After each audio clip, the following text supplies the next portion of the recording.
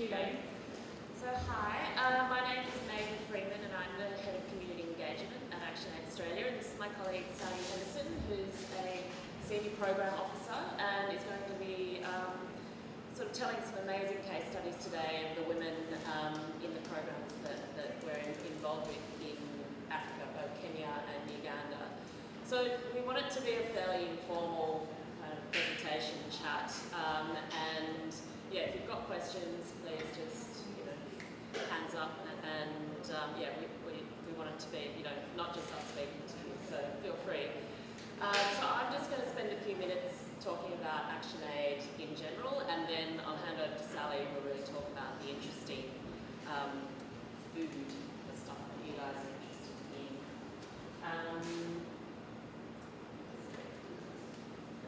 So just a bit about ActionAid. Sarah has probably talked about ActionAid a lot, but ActionAid is a global organisation that empowers women living in poverty to stand up and claim their rights. So we focus on working with women, and while we do, the work that we do is really about bringing women together, bringing communities together, listening to their issues, and really helping them become the change makers in their own communities. So this is just a map of the different countries where ActionAid works. ActionAid is part of an international federation. There are about 45 countries in the network, as you can see across Africa, Asia, and South America and Central America. We do have countries in Europe, but they are fundraising, campaigning countries, so these are really showing where our programs are around the world. And in ActionAid Australia, we focus on having relationships with several country programs, so specifically Kenya, Uganda, DRC, Palestine, Cambodia, Myanmar, and Afghanistan. We do have an ActionAid office there. It has a small programming office, so we are in touch with Thailand more from fundraising points of view, but yeah, we do have an office in Bangkok.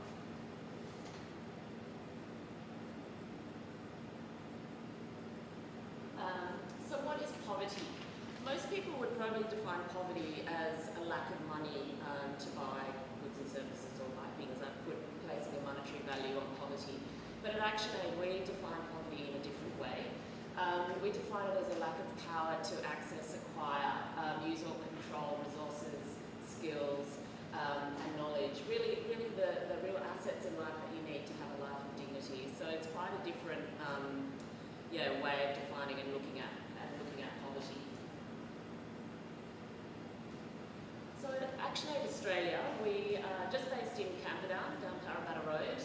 There's 25 staff there, and we have three main functions. We've got a programs team, which Sally's part of, and the programs team basically designs and implements with our country programs DFAT, which is the Department of Foreign Affairs and Trade, funded programs, so we have government funding for those programs.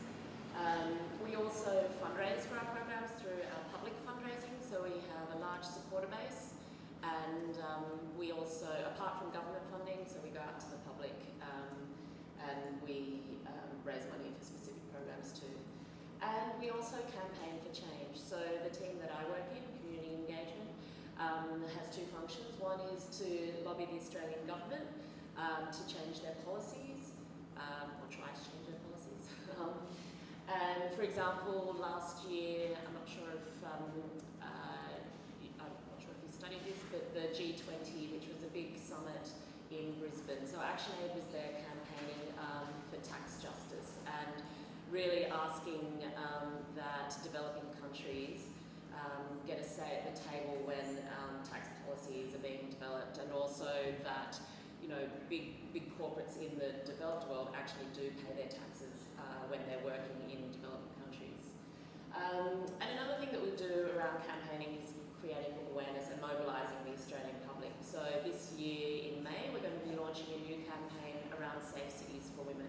And that that's really a chance to get out and talk to people on the streets and build an ActionAid movement around the change that we want to see. This is just a slide on why we focus on women's rights.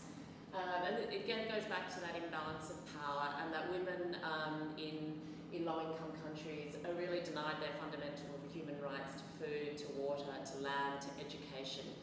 And it's all these things that keep women in poverty, and it's the patriarchal kind of the systems in society that really force women into poverty. And the work that ActionAid does is really about educating women and empowering them, bringing them together, giving them safe spaces to come together, to talk, to listen to each other and understand what the issues are that are facing them in their communities, and then giving them the skills for them to either learn new farming techniques or new how to look after their family better from a healthcare point of view, but really to bring women together, because the power of women together to collectively bring change in their own communities is a really powerful thing. And ActionAid, really the essence of ActionAid and the work that we do is really about harnessing the power in people to bring about change for themselves. And so we see ActionAid as the catalyst for that change.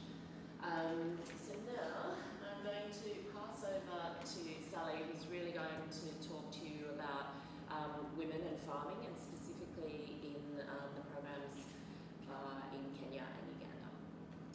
So hello everyone. I'm fascinated to hear why you're studying food. It'll be interesting to hear. If you don't have any questions, you can tell me why you're studying food, because it's my passion, particularly around women farmers.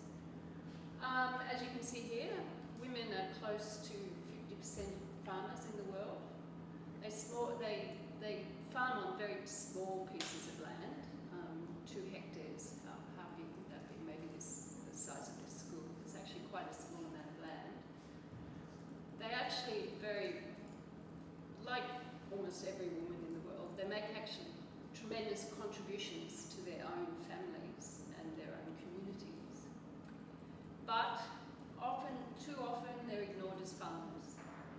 This is not just in places like Uganda and Kenya, it's also in Australia, you'll find. I come off a farm, but my father would have been regarded as the farmer, not my mother. And if you look, in the US, there was this woman who said, I don't see any images of women farmers in the US. So she went and had a specific project about women farmers in the US and photographing them. So you can have a look online and see what the project she's doing. Can't remember her name, but I can send it. Okay, just talking about smallholders. Now we call them smallholders because they farm on very small pieces of land.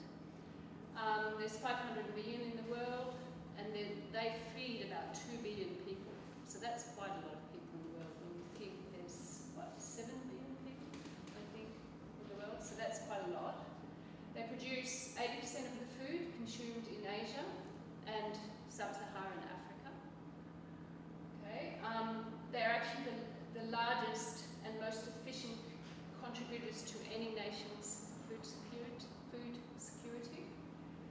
They're the ones that make their most investments in their own farms. So when they make money, they invest that back in their own farm, more than banks or anyone else. And women make up just under 50% of the labour force, but again, they're ignored. They're too often ignored. As you can see from this slide, they own only 1% of the land in Africa, so 99% is owned by men, okay? Even though they farm it, they receive only 7% of what we call extension services, but that's actually an agriculture information service. So 93% of that goes towards men. And they receive only 1% of all the agricultural credit or the loans from the bank. Okay? And there's been studies that show that if we close that gap between men and women, we could reduce the number of hungry people in the world by around 12 to 17%. So that's quite a lot of people. And that's actually 100 million people. And again, they are powerful contributors, so they could really change the world if we just consulted with them. So on. Okay, so in Kenya, in the places we work, now Kenya's got different places, but we work in what we call the arid and semi-arid lands. So that means they receive very little rainfall, about twice a year, and they don't know when it's going to come, when it's going to start. So it makes it very difficult to know when they should plant their crops and so on, and when they're going to get water for their livestock.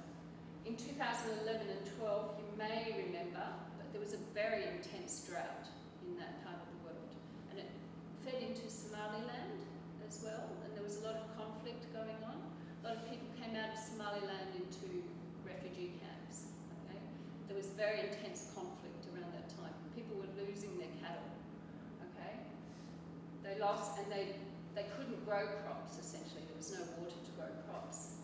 They remember that time. If you speak to them, they remember it with a great deal of horror in their head, because they lost a lot of their livestock, and livestock's really important to them, like their cows and so on. There were really intense conflicts as well, because as you can imagine, when things get drier and there's less to go around, people fight over it. So, and many families received what we call food aid. So they were fed by World Food Programme, which buys food from other countries and brings it into Kenya. Okay?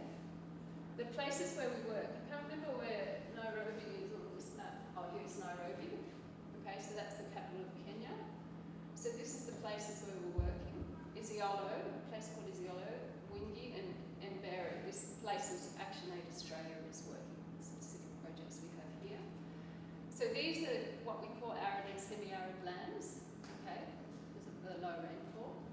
Here, there's very high potential lands, because this is where the lakes are in Kenya. So there's very big freshwater lakes, so they're able to get a lot of water from those lakes. But these farmers here have less water available. Okay, so this is Susan, a lady called Susan Apple, who I've met a couple of times. She's in her 30s, and I'll show her a picture of her in a moment. She's married to a man called Marco, and they actually look after 9 children, okay? 6 of them belong to her, they're her biological children, and 3 she's adopted. I don't know for what reasons she's adopted them. Could be that their parents were killed in some conflict, because there's a lot of conflict where she lives. She lives in Isiolo, which is that big yellow district that I showed before. It's hot and dry, and as I said, there's been a lot of conflict, particularly over cattle. And they do have 2 wet seasons in a year, so they can crop. But the level of rainfall and when it arrives is a little bit unpredictable, so it makes it very difficult. It's quite risky. But recently, she's become part of this irrigation scheme, so she's been able to get water onto her crops. And that's good, because it means she can be more certain about when she can plant her crops, and be more certain about what sort of production she's going to get. In 2011, they lost a lot of livestock to drought. They received food aid in that period from the World Food Programme and ActionAid. And now Susan is in charge of a milk business. So she has some goats, and she's able to sell the milk on, so it's quite good.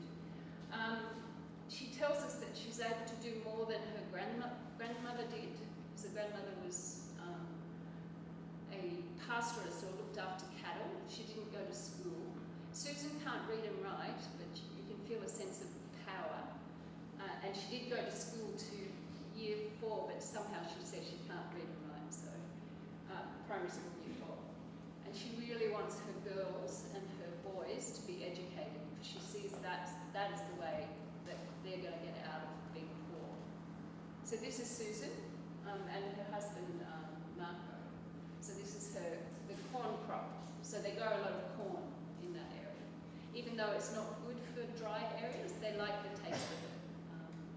So that's why they keep growing it. Okay, so I visited her in 2013 and in November last year. So in 2013, she had her old house made of mud. Now she's building a new brick house. Okay, so she's made quite a bit of money. So that's quite good. In 2013, she did make a lot from a tomato crop, but not enough. And now she's cultivating beans for an international market. So that it's called Finlay beans, which freezes beans and sells them in England, basically. And she's still growing tomatoes. She did use water in 2013, but they pumped it with a diesel pump, okay? And so it cost a lot of money. Now they have a gravity-fed system, which is using gravity to push the water out, so it's less money. In 2013, conflict was a really big thing in their heads. So they would use strategies like storing things close to town, and they wouldn't invest very much in their farms because they thought, we're going to lose it, so why invest? But now that conflict's gone down a bit, so they're investing a lot in their farms. And in 2013, they wanted to ask the county government for support for irrigation and pipes, but now they have that, so their dreams have changed. They want to connect into the electricity grid, so it's not very far away from the town, and they want a water supply, because who does all the fetching of water? It's Susan, because she's the one that has to look after the children, so she would have had to travel like a lot of kilometres before to fetch water, but now she wants to be in the water supply. And her husband, Marco, he wants to build houses so he can rent them out and make more money. So that's Susan. Okay, I will just turn to Uganda and then just run through one case study maybe for that, and then you can ask some questions. Uganda. For much of the 90s and the early part of the noughties, families in northern and northeast Uganda were deeply affected by war and conflict. I don't know if you remember anything about Joseph Kony and the Lord's Resistance Army. A large part of Uganda was affected by that, and also a group of people called the Karamoja who used to come in and steal cattle, and they're nomadic people. So there was a bit of conflict, but because of that, many of these people in this area spent time in camps. Okay, so they had to shift off their farms and they had to live in a camp because it was too dangerous to be on their farms. Okay, their livestock was stolen. Their land became overgrown with grass, okay, and shrubs, so they couldn't work it easily. And a lot of the women, men, and the children there have survived unspeakable trauma. So, they can't even speak to it sometimes. They say, oh, my children were abducted by the Lord Resistance Army, I lost children, I lost cattle, but they don't like to talk about it very often. And you don't want to talk too much about it because you don't want to make them relive those sort of visions and so on. Okay. And I'm going to speak about next slide. So in Uganda, we're working up in the north where the Lord's Resistance Army, here in these places here, where the Lord's Resistance Army were very prevalent, and here in the northeast, which is Kampala's down here somewhere, the capital, and this is where a lot of cattle were stolen, and there were nomadic tribes coming and stealing cattle, and conflict going on in these areas. Okay, I'll just speak briefly about Polly. Polly came to Australia, that's why we like her. I've met her many times. Mavis met her. Yeah, I took her to Bondi Beach and she'd never actually walked on sand before, so she thought the sand was rocks. And we got to the beach and yeah, she was blown away by it. Yeah. She lives in the northeast of Uganda. There it's hot and humid. Again, 2 crops per year they can get, but the rainfall is unpredictable. She's a leader of a women farmers group and a cooperative. She's spoken, as I said, about women farmer rights in Australia and to the Pan-African Union. So there's an agreement in Africa about agriculture, and she has gone to Ethiopia in this big building and spoken about agriculture and women's rights in that big building. She's quite a powerful woman. She gives me tips about speaking because I'm not as good a speaker as she is.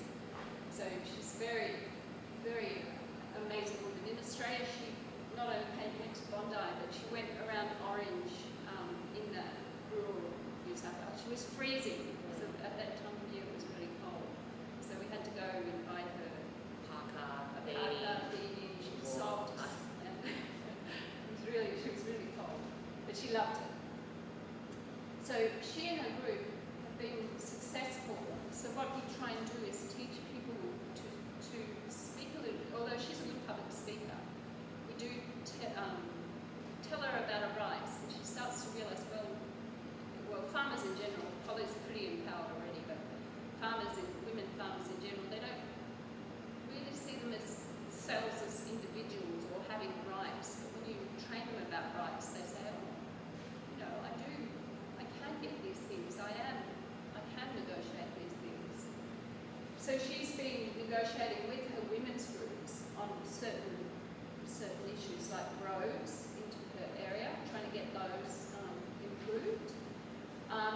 Women benefiting from government schemes, so they have an agricultural program, and previously mostly men have got inputs from that government program, but now they're starting to get women involved in that program as well. And she and a group have started some economic activities as well, so they're jointly selling produce and they're making briquettes and so on from their crop remains. So, picture of Polly. Anyway, amazing woman. Okay, maybe we can skip over the next one. Yeah, let's just skip that. Okay, so the challenges of women smallholders, and I promise it won't be too much longer. They're invisible to policymakers, so people who make decisions around agriculture, they don't consult with women. Women do a lot of unpaid work. They fetch water, they fetch firewood. It's not acknowledged or recognised, okay? So when people count how the economy is going, they don't count that sort of work. They also deprived of access to markets because often they don't feel confident enough about negotiating prices. They're frequently excluded from decision making. One of the things that women often said to me when you hear them getting empowered, they say, we're starting to be consulted by our husbands. They consult with us before they make a decision about selling crops or spending money. Again, they're impacted by poverty and hunger, and they're impacted by climate change, okay, more than men are. Okay. So what we say, we have a number of things that we say women should be getting. They should be having access to and control over land and water. Okay? They should be getting seeds and tools that are suitable for them. So, just as an example, I know in one place where I worked in Africa, they consulted them about different varieties of tomatoes, and the men wanted tomatoes that could be transported to market. Okay? And the women wanted big, fleshy, watery tomatoes. And do you know why that might be? Who gets the water? It's the women. So if they have big, fleshy, watery tomatoes, it means that water comes out, and they don't have to go and fetch water. They can use that from the tomatoes. Okay? So that's the difference in the type of seeds they might want to get. Access to financial services. They should have fair access to that. Clean and stable sport, clean and constant water supply. Information services suitable for them, so they can't read and write often, so they want good information services that take that into account. Research that's appropriate for women, and markets that are close to women and that they can use. Okay. Shall we move on to the next one?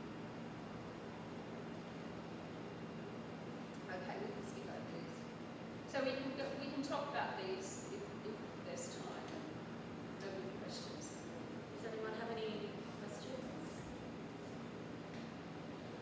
Just the question that comes to mind is, if the women are doing all the farming, what are the men doing?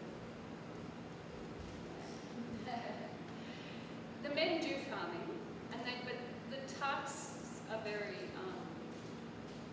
divided between men and women. So the men would be doing the bits like the bits that require a lot of muscle, okay? And they'll be working on what we call cash crops. So they're the crops that they usually don't eat in the household, but they sell onto the markets. Whereas the women will be working on the food crops. The women will also be working on the cash crops, but the men will be selling the crops. So they'll be involved in the marketing at the moment of those crops. So on like a 2-hectare farm, you say 2 hectares or acres? 2 hectares. Hectares. There will be partly cash crop and partly stuff for the home. Yeah. To feed the family. Yeah, and there's tension between that as well because the woman knows what it takes to feed the family, but the man will want to be putting in more cash crops. So there's a bit of a tension about that between the man and woman. And generally, sorry, go on. And a lot of women will tell you that the men drink alcohol all day. So how do they get access to that? They obviously need money. They can brew their own. There's a lot of brewing going on of Sylvan beer, but they can also get the money from their sales, which they don't share with the women, and buy beer. It's not a big problem, is it? It is, the women will tell you that it's a really big problem. And in one area in Kenya, one of those districts, the women have actually been very strong about bringing in a bylaw that prevents men drinking excessively. And so that's women-led because they know how destructive that is. The secondary question is, how do, this is a generalisation, how in general do men react to these plans and the agencies that come in to try and change women's power? Are they negative towards that? Yes, often they can be quite negative around that. How do you deal with it? And so we haven't started doing this as well as we could do, but we need to be also negotiating with men, because they're not all like that. There are groups that can be quite powerful that don't like specific focus on women. So you've got to be working with change agents among men and boys as well to change them. I've heard men saying, because there's this thing called bride price in Africa, which is where the woman family receives money when they get married, money or livestock or so on. So women are regarded as property sometimes. And so I've heard men say, when you talk about land rights for women, they say, how can property own property? And so you've got to break that down somehow, and that's going to be giving women's voice and agency, as well as trying to get those men who don't think like that to influence other men.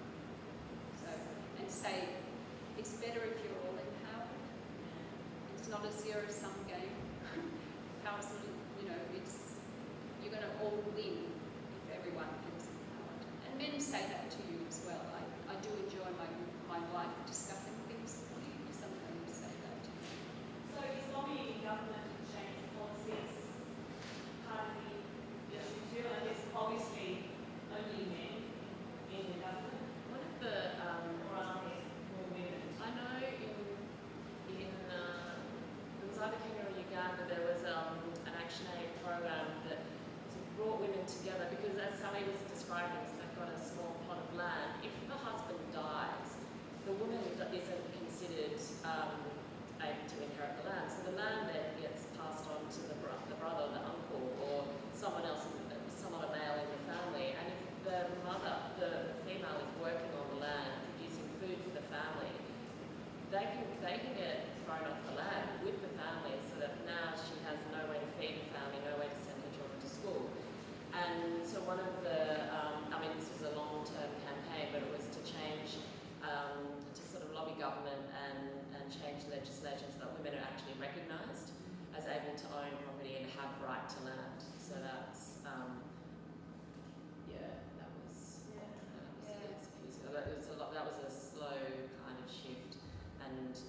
I mean, part of the way ActionAid works is to work at a community level, but then to bring other communities together and to lobby either the village chief or the local town, leader, and then actually be able to campaign for change at a national level as well.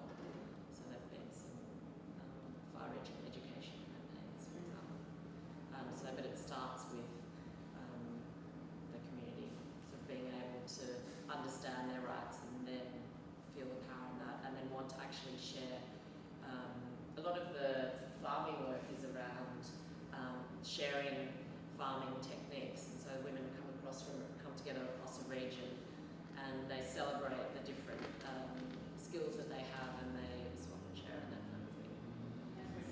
Yeah, and Uganda and Kenya actually have more women in their parliaments than Australia does. Often. Oh, really? Yeah, but it That doesn't would be hard. just numbers doesn't mean that they necessarily have, the power to be able to speak. But just one example, at the African Union, they said, does anyone else, they finished all their meeting, does anyone else want to speak? And so there's all these African men and corporates and stuff, and the women stood up and said, yep, we got something to say. And they said, the Kenyan women that were there said to the agricultural Kenyan minister, we can't find you in country, but we've got you now, and we're going to speak to you. You got to listen to us. So there are ways of trying to get women engaging with parliamentarians as well. Any other questions? We talked about the role of community groups like the smallholders. Do you have any role in establishing these, and do you think that these are really good for helping a community sort of establish themselves for the long term? Yeah. We can try and facilitate them so it's not forcing a group. You often find groups of women because that's where women have fun in church groups often, or Muslim, groups. They get together anyway because that's how women often find a sense of what we call power, or a sense of belonging, a sense of fun. So then you help that group move from being, trying to maintain that sense of fun and strength, but also starting to, ask about different things the government is doing and trying to negotiate different policies or decisions the government's making around that. So yeah, groups are really important in the way we do our work. Does that answer your question? Yeah. One quick thing, questions?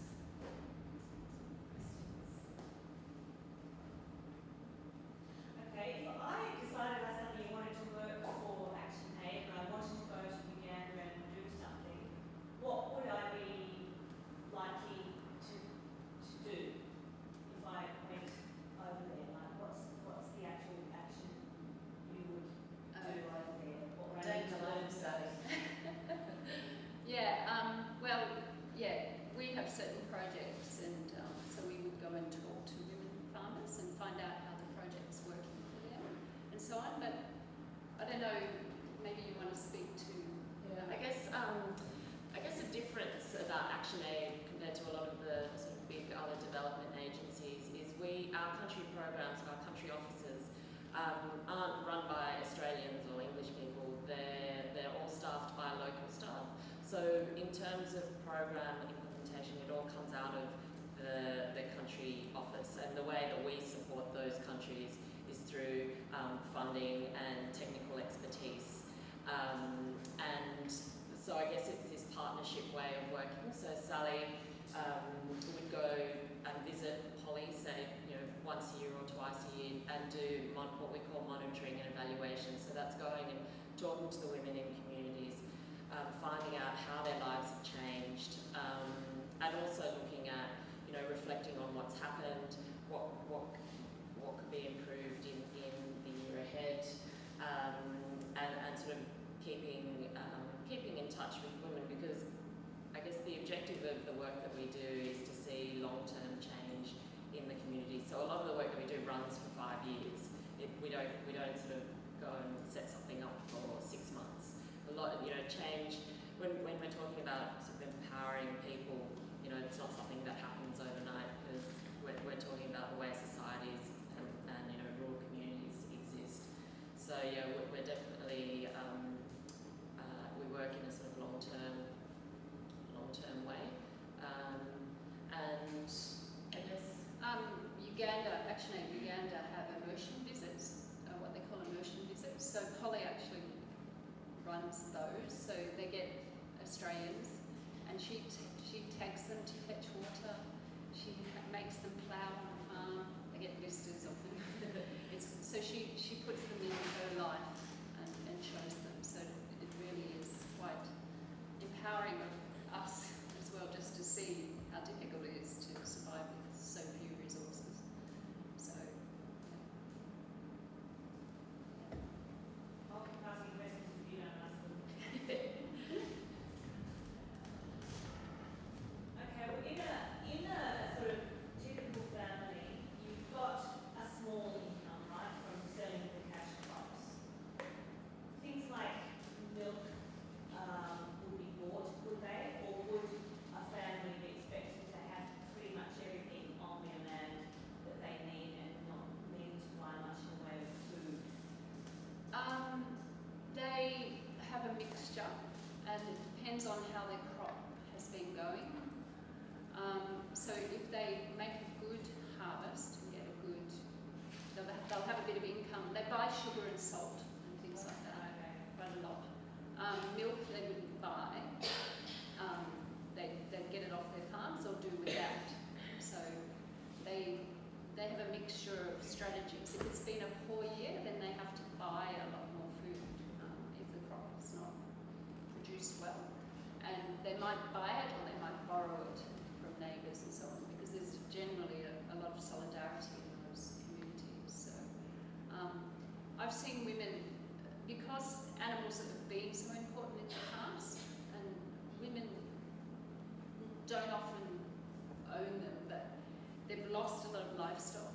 And they tell you one thing that's changed for them is that they can now have milk in their tea, and there's tears in their eyes when they say it, because it's really something big for them. Because in the past they've had it when they're children, but they haven't had it for such a long time. So it almost makes you feel like crying when you see them talking about milk in their tea, which is such a small thing, but it's very big. Goats, is it? Not cows? Goats, mainly, I know Susan has goats, but they also have cattle as well, so I think both. And the first lady you spoke about who had 6 of her own kids and 3 of someone else's, do those kids go to school? Those kids, yes, they work really hard to send those kids So to they school. pay for their children to Yeah. go to school? And yes, well, it's school costs, so it's things like uniforms and books, because we're trying to get through the Millennium Development Goals. It's getting away from school fees, but there's still costs associated with going to school, like uniforms and books and so on. And in Uganda, one of the things is that they have really large families. So you can find a woman with 8 or 9 children, or up to 12 even. And the thing that is most in her mind is the school costs, because the family's really large. She wants them educated, all of them, because she knows that's going to be the way they escape poverty in the future. And so that is really large in her mind. So often it is the biggest cost that they talk about. If you afford to send them to school, does the school provide lunches for the kids so that becomes a... They do. It varies a bit, I think, but they do try and provide food, and that's one program that World Food Program would do, is to provide school lunches. And the idea is to try and get World Food Program to purchase locally, Yes. so that you're not bringing in food from outside, and trying to get the community a lot more involved in providing that food. Brazil has done it. And so has Bangladesh. Actually, ActionAid Bangladesh piloted a school feeding program, which was such a success that the government has replicated. And exactly what Sally said, that because, if you don't eat lunch, do you get? And then you can't concentrate, and then you well, probably don't leave school here, but in Bangladesh, many children were not going to school because they just get so hungry. They would not have breakfast, they wouldn't get lunch, and so ActionAid worked with a few communities, and so they had a small plot of land next to the school, and the parents would actually farm that and produce vegetables, and then they had a cook that would come in and they would, so they would have one hot meal at lunchtime, and the attendance rate and the participation rate improved so much, and so ActionAid worked across I think 5 different communities, and the government saw that, and ActionAid was really sort of lobbying for the government to replicate that as part of the policy. It's so important. One last question, promise this last one. How much is HIV/AIDS affecting the areas that you've worked in? Because a lot of research I've been doing has said that is creating more problems for children, for example. Parents may die. Yeah, it's prevalent in both Uganda and Kenya, and it's interesting though, because in Uganda they've had a very strong campaign about HIV/AIDS. So the women will tell you that they're HIV positive and they're living positively, and they're getting medicine to do it. In Kenya it's there, but they don't talk about it. So it does affect communities and affects women more than men, because when the time that you're most likely to find out you're HIV positive is when you go for a pregnancy test. And so then they blame the woman for bringing HIV into the family. And so that woman is basically, a lot of violence is committed because they see her as bringing the sickness into the family. So she can be driven out of her home and lose her land because of that. But it's actually the man that's brought HIV into the family and not the woman. But because she's been tested and she's been the one blamed for it. And because of climate change, a lot of men are actually drifting to the cities now and getting regular incomes. So unfortunately they take girlfriends often in the cities, so they pick up HIV or other infections and bring them back to the farms as well. So it's going to be a complex sort of problem, and it's not going to go away anytime soon. So But someone has to look after their families that are yeah. So yes. Any other questions?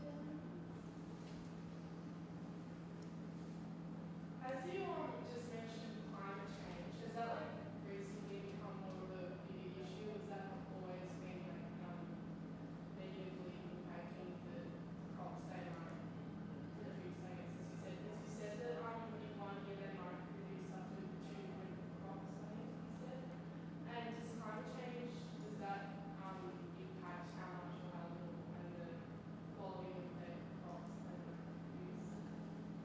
Yeah, I asked them about climate change, and you've got to put it, because they don't call it climate change, you've got to put it in a way that they understand. So you might ask them, has your cropping pattern changed? And they say, yes, it has.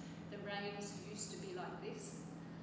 It used to come regularly in November, but now they might come in December instead. So, and we're never quite sure when we should plant.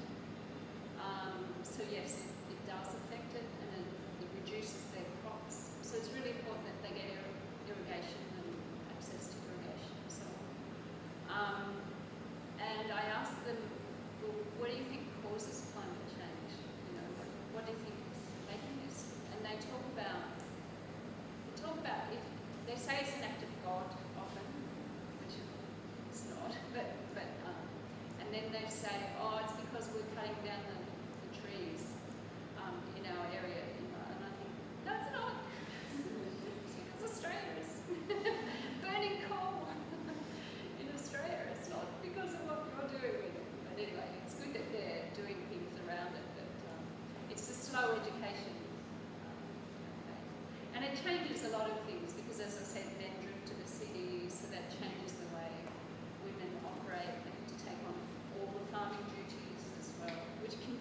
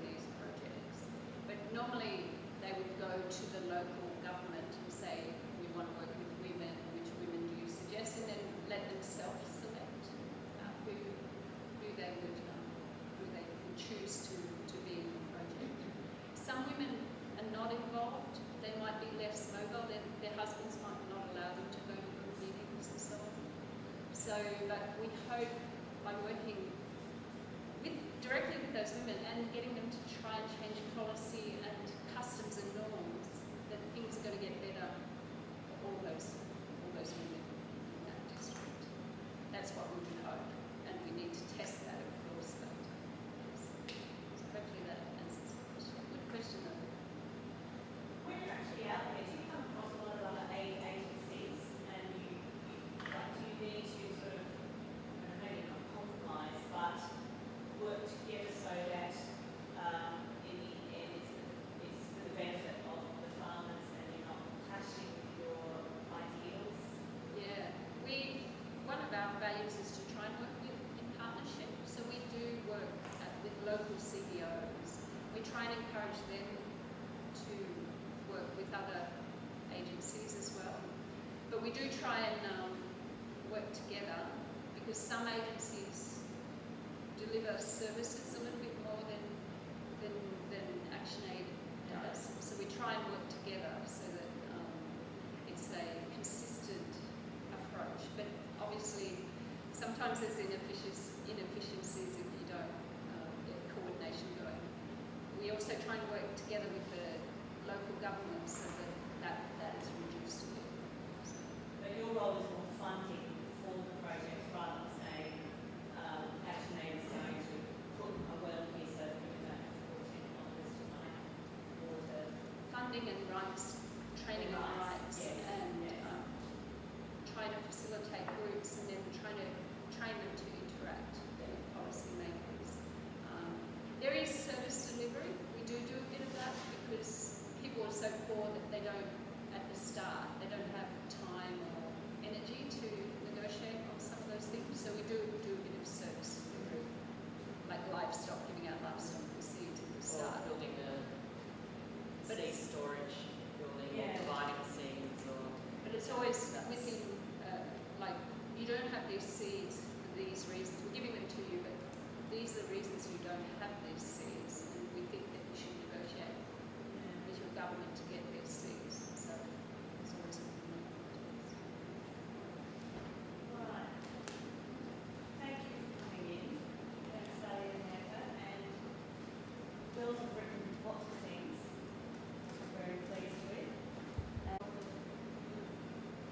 Yeah, we try and work with all the range of people. And in this particular project, we're trying to work more with people with disabilities. So I've met a couple of, in fact, I met quite a disproportionate amount of people. There's one girl born without arms, and she's getting a go-to. So yes, we try and work with all the range of